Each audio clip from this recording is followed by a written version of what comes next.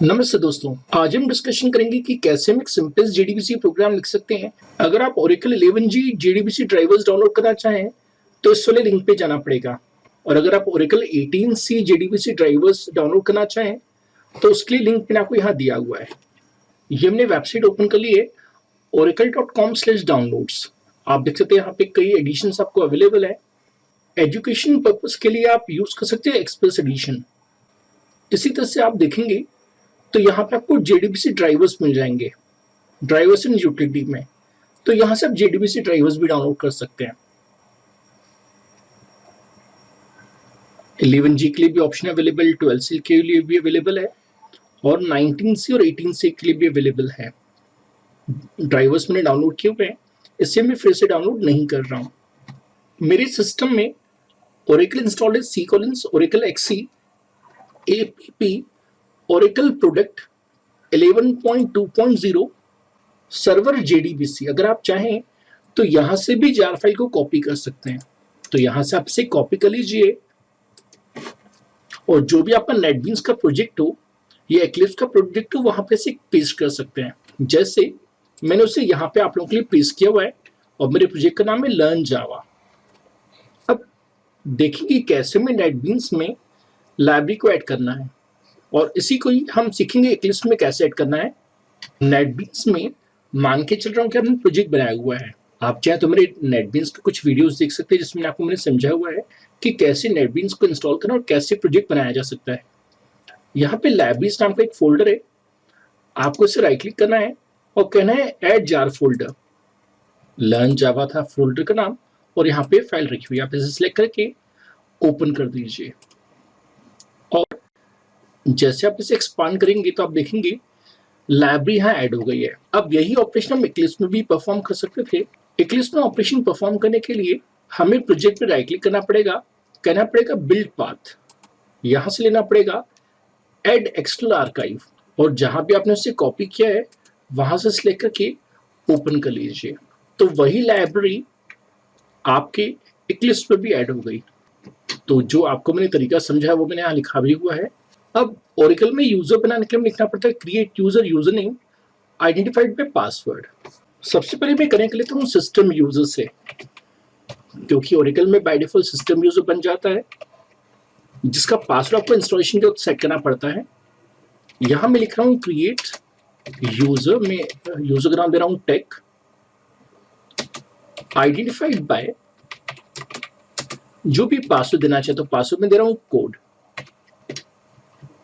अब एक बार जब यूजर बन जाए तो उसे परमिशन ग्रांट करनी पड़ती है, grant connect comma resource to user name. तो एटलीस्ट यूजर को 2 परमिशन चाहिए होंगी। तो यहां मैं लिख रहा हूं grant connect comma resource to जो भी यूजर का नाम था, तो यूजर का नाम था टेक। अब एक बार जब परमिशन ग्रांट हो जाए तो हमें टेबल्स क्रिएट करना पड़ेगा। तो टेबल क्रिएट करने का सिंटेक्स है क्रिएट टेबल, टेबल का नाम, कॉलम का नाम, data type, size. Integrity constants optional होते हैं, तो कांस्टेंट कांस्टेंट का नाम और कांस्टेंट का टाइप, जैसे primary key, not null, check constant, unique, foreign key. तो यहां मैं लिख रहा हूं कनेक्ट जो यूजर ने बनाया टेक और जिसका पासवर्ड था कोड। शो यूजर करके हम वेरीफाई कर सकते हैं कि हम सही यूजर में हैं। अब मैं लिख रहा हूं क्रिएट टेबल, टेबल का नाम मैं दे रहा हूं फ्रेंड्स। पहला कॉलम में देना चाहता हूं नेम varchar of 20। varchar का मतलब है वेराइंग कैरेक्टर, जितना आप डेटा डालेंगे साइज उतना हो जाएगा। इसी में बता देता हूँ नॉट नल। ऐसे में रखा हूँ यहाँ पे mobile number of 10 not null, date of birth of type date, इसे भी नॉट नल कर देते हैं। अब Oracle की कमांड्स केस सेंसिटिव नहीं है, लेकिन डेटा केस सेंसिटिव है। डेटा को इंसर्ट करने के लिए लिखेंगे insert into table name values, और जो भी वैल्यू आपको देना चाहे वो आप सिंगल कोट में दे सकते हैं। सिंगल कोट नंबर के लिए ऑप्शनल है, लेकिन आपको रिकमेंड किया जाएगा कि आप हर तरह के डेटा के लिए सिंगल कोट का यूज करें। तो यहां मैं लिख रहा हूं इंसर्ट इनटू टेबल का नाम फ्रेंड्स, फिर वैल्यूज और हम वैल्यू देते हैं जैसे अजय, मोबाइल नंबर देते हैं कुछ रैंडम नंबर,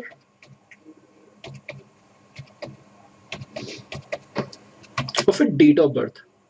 आपको ध्यान रखना है कि ओरेकल में डेट का फॉर्मेट कुछ ऐसे से चलता है, पहले dd, फिर MON, फिर YY। इसी तरह से आप चाहें तो कुछ और भी रोज इंसर्ट कर सकते हैं। जैसे मैं एक और रो इंसर्ट कर रहा हूं, विजय,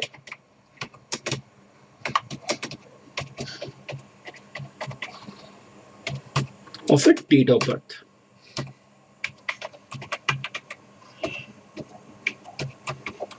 अब एक बार जो रोज इंसर्ट हो जाए तो हमें कमिट करना होगा, जिससे कि डेटा परमानेंटली सेव हो जाए। और अगर आप रोज को देखना चाहें तो लिखेंगे स्टैटिस्टिक्स फ्रॉम फ्रेंड्स, तो आपको डेटा शो हो जाएगा। अब हम सिंपलेस्ट JDBC प्रोग्राम शुरू करना चाहेंगे, जिसके लिए मैं यूज कर रहा हूँ नेटबीन्स का। आप चाहें तो Eclipse एंड JIDEA का भी यूज कर सकते हैं। अगर आपके सिस्टम में नेटबीन्स इंस्टॉल ना हो तो आप मेरा वीडियो देख सकते हैं कि कैसे नेटबीन्स को इंस्टॉल करना है, जिसका लिंक आपको मैंने दिया हुआ है। अब पाथ क्लास पर तो जावा होम कैसे सेट करते हैं इसका मेरा वीडियो बना हुआ है, आप चाहे तो इस लिंक के थ्रू उस वीडियो को देख सकते हैं। प्रोग्राम बनाने के लिए हम फाइल में जाएंगे, new file, Java class, class का नाम, यहां मैं क्लास का नाम दे रहा हूं type for example. Package name मैंने टेक कोड गुरुजी दिया हुआ है। अब कोडिंग शुरुआत करते हैं। सबसे पहले में इंपोर्ट करना पड़ता है, तो हम करेंगे इंपोर्ट java.sql.asterisk। तो JDBC प्रोग्रामिंग करने के लिए हमें इस पैकेज की रिक्वायरमेंट होगी। अब मेन फंक्शन बना लेते हैं। JDBC में SQL एक्सेप्शन आता है, तो हम यहाँ लिख देते हैं थ्रोज SQL एक्सेप्शन। हम चाहें तो ट्राई कैच की मदद से इस एक्सेप्शन को हैंडल भी कर सकते हैं। स्टेप 2 होती है register driver type two use. तो यहां लिखते हैं ड्राइवर मैनेजर, जो कि क्लास है SQL पैकेज में डिफाइन की हुई है, डॉट रजिस्टर ड्राइवर। यहां लिखना पड़ता है न्यू और फिर पैकेज का नाम, तो Oracle dot JDBC dot Oracle driver. हमने अभी एक जार फाइल ऐड की थी, उस जार फाइल में इसकी कोडिंग की हुई है। अगर हम इस जार फाइल को यहां से हटा देंगे तो ओरेकल ड्राइवर क्लास अवेलेबल नहीं हो पाएगी और एरर आ जाएगा। अब इसी लाइन को लिखने का एक और तरीका है, इसे मैं कमेंट कर देता हूं। हम यहां लिख सकते थे क्लास, जावा में क्लास है जिसका नाम क्लास है डॉट फॉर नेम, और यहाँ पे हम डबल कोट्स में पैकेज का नाम दे सकते हैं Oracle dot JDBC dot Oracle driver. ये तरीका तभी सुटेबल होता है जब आपको ड्राइवर का नाम स्ट्रिंग के फॉर्म में दिया जाए, डॉट न्यू इंस्टेंस।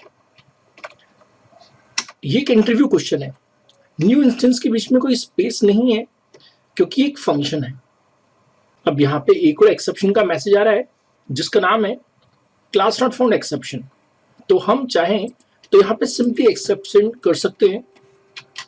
तो यहाँ हमने न्यू इंस्टेंस फंक्शन का यूज कर लिया, तो आप इस टेक्निक का भी यूज कर सकते हैं और इस टेक्निक का भी यूज कर सकते हैं। अब स्टेप 3, ऑब्टेन डेटाबेस कनेक्शन। तो यहाँ लिखेंगे कनेक्शन। अब कनेक्शन एक इंटरफेस है जो कि SQL पैकेज में डिफाइन किया गया है। हमने इसका एक इंस्टेंस बना दिया equal to driver manager dot get connection. इसे कहते हैं स्टैटिक फैक्ट्री मेथड। यहाँ पे न्यू कीवर्ड की जरूरत नहीं पड़ती। अब हमें यहाँ पे पैरामीटर दिख रहे हैं URL, यूजर ID, पासवर्ड। तो URL हम लिखेंगे JDBC, इसे कहते हैं प्रोटोकॉल। फिर लिखेंगे ओरेकल, इसे कहते हैं सब प्रोटोकॉल। फिर लिखेंगे थिन, ये कहलाता है ड्राइवर टाइप। फिर कॉलन @ जो भी आपका सर्वर मशीन हो जहां पे ओरेकल डेटाबेस इंस्टॉल हो। अभी मैं अपने ही मशीन पे वर्क कर रहा हूँ और मेरी ही मशीन पे ओरेकल डेटाबेस इंस्टॉल है, तो उससे हम कहेंगे लोकल होस्ट। तो लोकल होस्ट मतलब हमारी मशीन।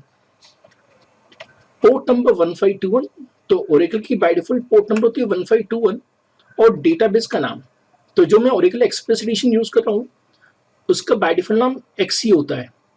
अगर आप ओरेकल एंटरप्राइज या ओरेकल स्टैंडर्ड एडिशन यूज करते तो वहां पे नाम ORCL हो सकता था, यहां मैंने एक्सी कर दिया। अब यूजर आईडी, तो हमने यूजर बनाया था टेक, जिसका पासवर्ड रखा था कोड। अब इसके बाद हम स्टेटमेंट ऑब्जेक्ट बनाएंगे।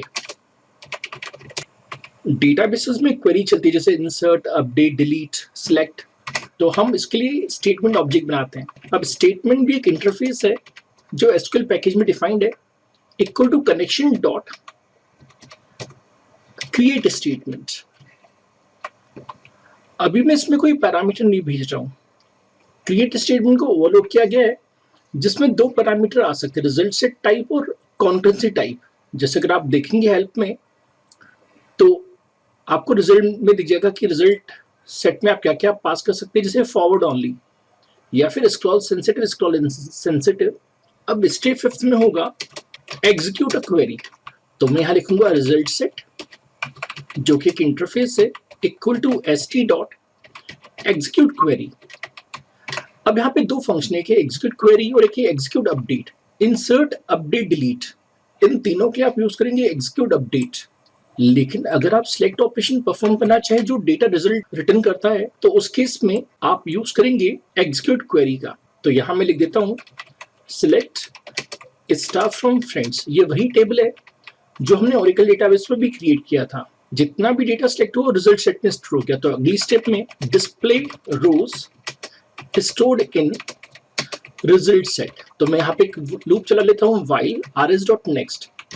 नेक्स्ट एक बुलियन फंक्शन जो तब तक ट्रू देगा जब तक डेटा अवेलेबल है, और यहाँ मैं लिख देता हूँ rs.get string, और जिस कॉलम को आप एक्सेस करना चाहें, जैसे मैं कॉलम नेम एक्सेस करना चाहता हूँ /t से मैं गैप दे देता हूँ, और अब हम डिस्प्ले करना चाहते हैं अगले कॉलम को, तो लिखेंगे rs.get string 2। अब यहाँ पे कॉलम की पोजीशन भी दे सकते हैं। कॉलम की पोजीशन हमेशा फास्टेस्ट होती है। फर्स्ट कॉलम को हम कहेंगे 1, सेकंड कॉलम को हम कहेंगे 2। जब हम कॉलम की पोजीशन स्पेसिफाई करते हैं तो डायरेक्टली वो डेटा एक्सेस होता है। जब हम कॉलम का नाम स्पेसिफाई करते हैं तो ओरेकल डेटाबेस को चेक करना पड़ता है कि उस नाम का कॉलम है भी या नहीं, और फिर उसकी पोजीशन ढूंढनी पड़ती है। अब फाइनली हमें क्या करना पड़ता है वो हम यहाँ लिख देते हैं क्लोज रिसोर्सेज। तो जितने भी हमने रिसोर्सेज ओपन किए हैं उनको क्लोज करना पड़ेगा। तो हम लिखेंगे if rs not equal to null, तो rs.close।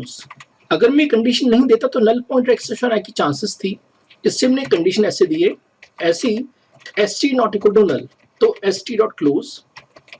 If connection not equal to null, तो कनेक्शन.close। दोस्तों प्रोग्राम तैयार हो गया है, इसे मैंने सेव कर लिया और रन करने के लिए बस हम राइट क्लिक करेंगे, कहेंगे रन फाइल या फिर शिफ्ट F6। अगर हम यहाँ देखिए तो हमें डेटा दिख रहा है अजय और उसका mobile number. Date of birth इसलिए नहीं दिख रहा क्योंकि हमने डेट ऑफ बर्थ को शो नहीं करवाया। अगर यहाँ पे मैं 2 की जगह 3 कर दूं तो हमें डेट ऑफ बर्थ का कॉलम मिल जाएगा। अब इसे रन कर लेते हैं, तो जैसा हमने ओरेकल में स्टोर किया था वैसा डेट नहीं दिख रहा है। हम यहाँ पे गेट स्ट्रिंग की जगह गेट डेट कर देते हैं। अब देखिए रिजल्ट कैसा आता है। अब हमें डेट दिख रही है लेकिन पहले ईयर, फिर मंथ, फिर डे। हम चाहे तो इसे फॉर्मेट कर सकते हैं, जिसके लिए हमें सिंपल डेट फॉर्मेट क्लास का यूज करना पड़ेगा।